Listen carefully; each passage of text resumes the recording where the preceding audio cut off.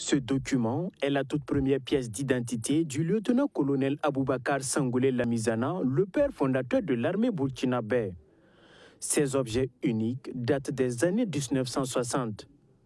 Nous sommes au musée des Forces armées nationales. Tout serait parti d'une altercation entre un jeune du quartier et un militaire, dans un débit de boisson. Au centre de la bagarre, une fille convoitée par les deux hommes.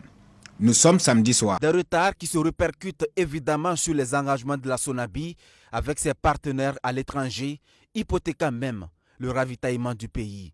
Des sources estiment à environ 500 milliards de francs CFA le montant que l'État doit à la société. Jusqu'à quand cette situation va-t-elle perdurer? L'État va-t-il toujours se saigner dans le tâtonnement pour être à la hauteur? Ou bien s'acheminons-nous vers la fin de la subvention étatique? Aujourd'hui, les riverains ne savent plus où mettre la tête face à ce gros trou qui grossit de jour en jour et devient une source d'insécurité pour eux et surtout pour leurs enfants. L'IRF, c'est l'impôt sur le revenu foncier. Ce n'est pas un nouvel impôt, il existe depuis bien longtemps, mais n'était pas clairement recouvré. Le Burkina Faso a besoin de compter sur ses ressources internes, car dans le budget exercice 2023, les dépenses se lèvent à un peu plus de 3200 milliards de francs CFA. Et c'est un canal précieux pour combler le gap de 604 milliards et financer aussi l'effort de guerre.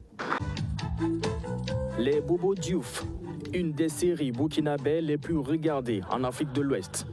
Cette série burkinabè a connu un succès remarquable.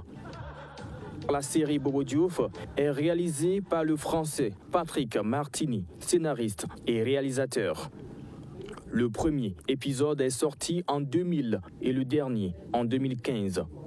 Quand nous faisons le calcul, 1% de 200 000, on te demande une contribution volontaire de 2000 francs pour sauver une vie et sauver une nation.